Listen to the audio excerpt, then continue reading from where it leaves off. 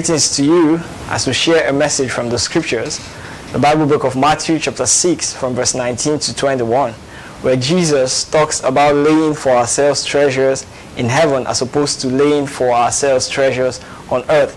Jesus clearly teaches there that we should not lay for ourselves treasures on earth where moth and rot doth corrupt and thieves break in to steal, but rather we should lay for ourselves treasures in heaven where these things do not happen.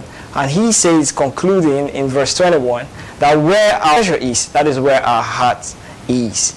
The importance of this is to tell us, because humans naturally think that laying for yourselves treasures in heaven has to do with money. And we interpret this scripture based on money and how much we give, especially when we go to our churches.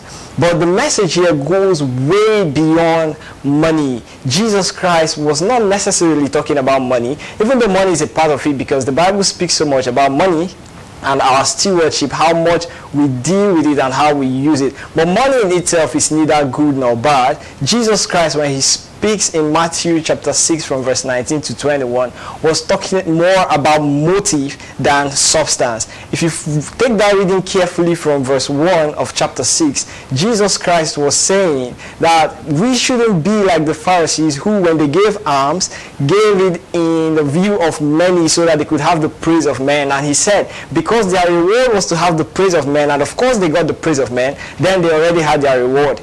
He further spoke about them praying, and they prayed loud and used repetition so that men would know that they were praying, and that was the reward they sought. They got it because, men acknowledged that they were good prayer warriors. Jesus also spoke of when they fasted and they had to distort their faces so that men would know that they were fasting, and of course they got their reward. And Jesus Christ said here that we should not lay for ourselves treasures on earth where moth and rot doth corrupt, but we should lay for ourselves treasures in heaven. The idea Jesus was trying to send to us is our motives behind the things that we do. And I'm constrained to speak to the singers of today in our churches. Do you sing because you want to be known, you want to be heard? Are you singing just to show that you have a good voice and you are blessed with a good voice? Then of course you're laying for yourselves treasures here on earth. There is no spiritual benefit for that singing that you're doing. Are you praying in a church and you're praying with big grammar so that men will see and acknowledge that, oh yeah, you're a good prayer warrior? Then that is the reward that you seek and you get it here on earth. It is not at all laying for yourselves treasures in heaven.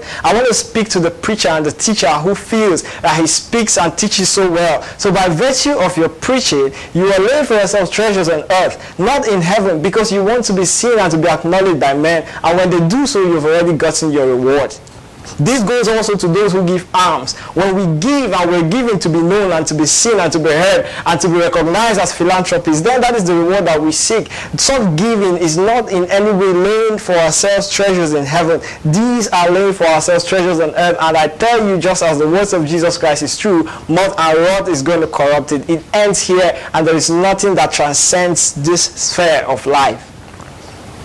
Laying for yourself treasures in heaven has to do with our mindset. We have to set our affections on things above. What is the reason behind what you're doing? Apostle Paul, when he wrote in the book of Corinthians, he told them that it is possible for a man to actually give all that he has to the poor, and yet he has no charity. It is possible for a man to even offer his body to be burned, yet that is without love. So we could actually be given a lot just for the publicity, and that is not with love. That is also laying for ourselves treasures on earth. So I do not know the area of service. I do not know what you have been blessed with. But Paul wrote to Timothy and told him he should charge those who are rich in this world not to lay for themselves treasures on earth, not to set their affections and put their trust in the riches of this world. I don't know in what aspect you are rich in.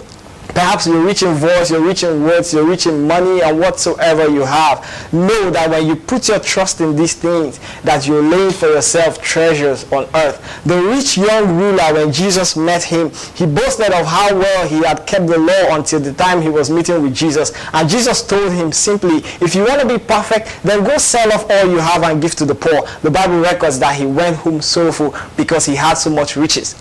It was more about his mindset.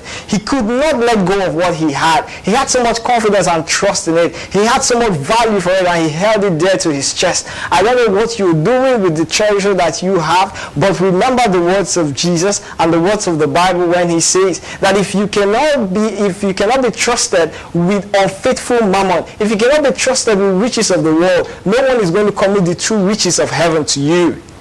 Lay not for yourself treasures on earth, but lay for yourself treasures in heaven. That is the true riches. How rich are you in the sight of God? Jesus Christ says we should buy from him gold. That is the true riches. We have to put all our trust on all our riches and all we have, committing it to the glory of God. Remember that in all that you do in words or in deed, do to the glory of God.